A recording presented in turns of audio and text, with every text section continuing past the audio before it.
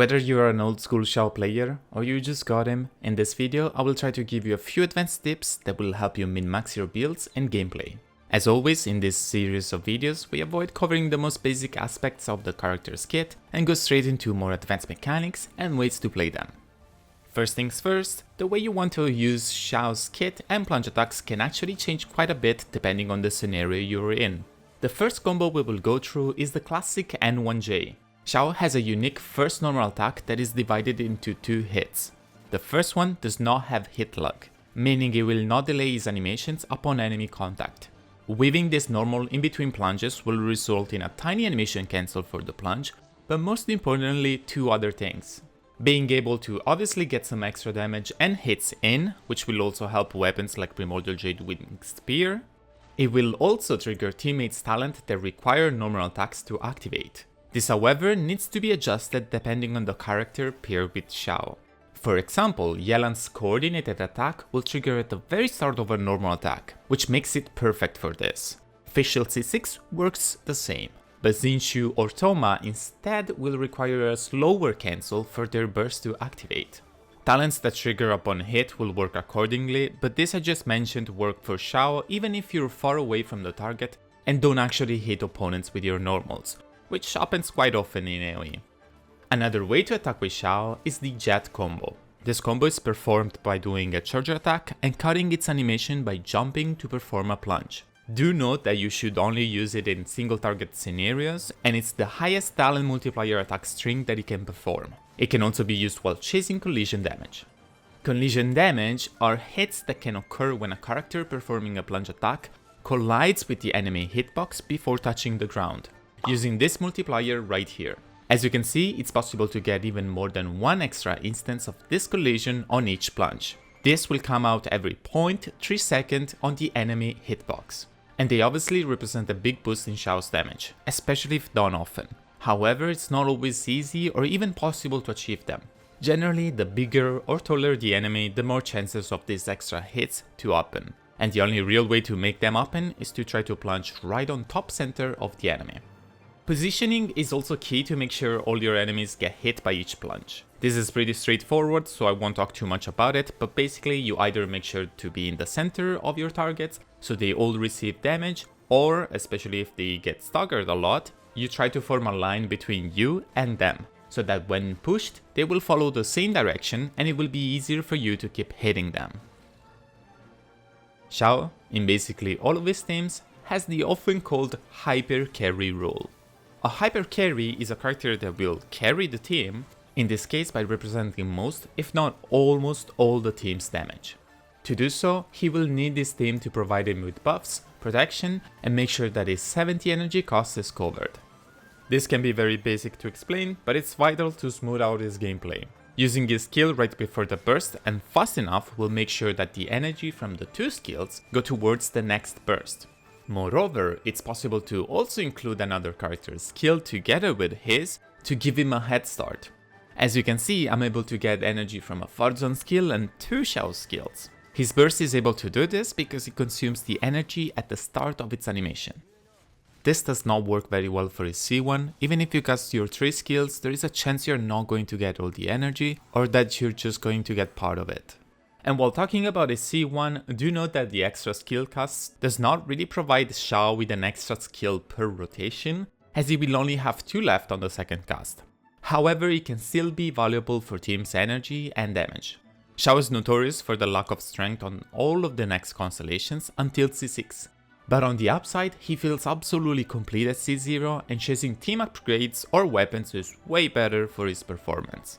Since its release back in early 2021, where Xiao best teams either had Bennett or Double Geo, and the best anima options were just Sucrose or a very lucky C4 Jin, we had 3 units that really revamped his team comps: Farzan, Furina, and Xianyun. Fun fact actually, Xiao mains called this exact team Final Fantasy XX, which is so genius and dumb at the same time. Anyway, Farzan, especially at C6, is a powerhouse for Xiao. She provides anemo damage, rest shred, energy, crit damage, and rarely some grouping. Of course her value can be much lower before C6, and she's still very hard to get, having had only 3 runs so far and none being with Xiao. Furina is pretty strong, even at C0 with a high damage percentage buff, good personal damage, but requires healing to run at its best. And that's where Xiao comes in, our first specialized plunge buffer, offering a party-wide healing, extra crit rate, and a strong additive multiplier buff to plunge attacks.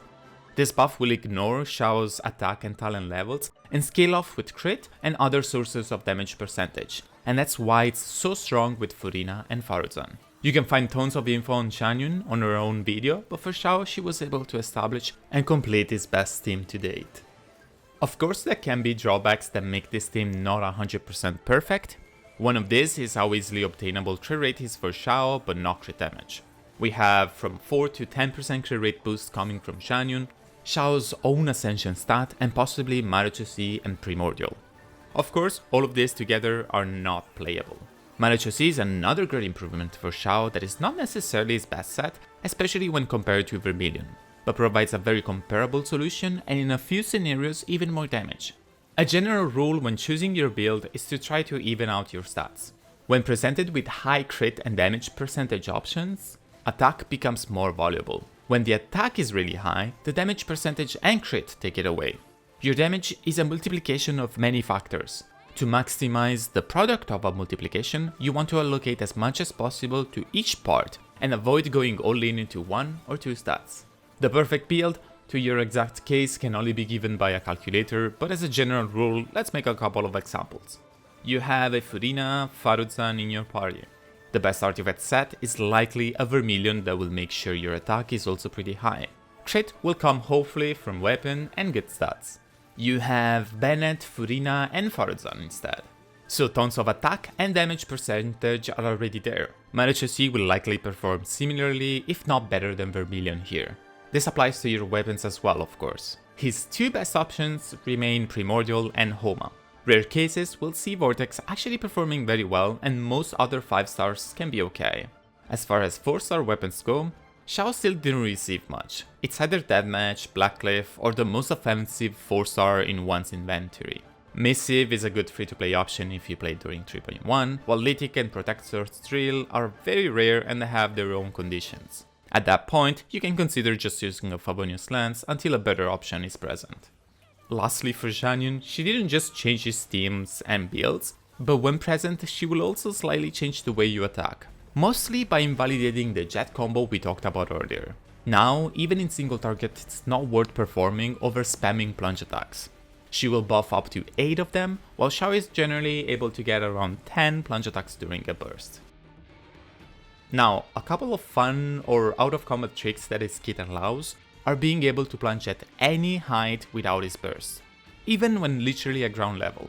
Jump into skill into plunge achieves this.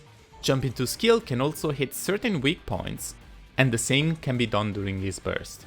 You can also equip his mask in the overworld by cancelling his burst animation while talking to NPC, which is pretty useless but fun to know about. All in all, Xiao got really better with time but remains an expensive unit to make a team around. I hope your pulls went great, or if you're still enjoying Xiao from a previous banner, that you found something useful in this video. Sub or like if you enjoyed it, and if you have a question about Xiao, join me on twitch.tv/7even please and ask me directly. I'll see you in the next video.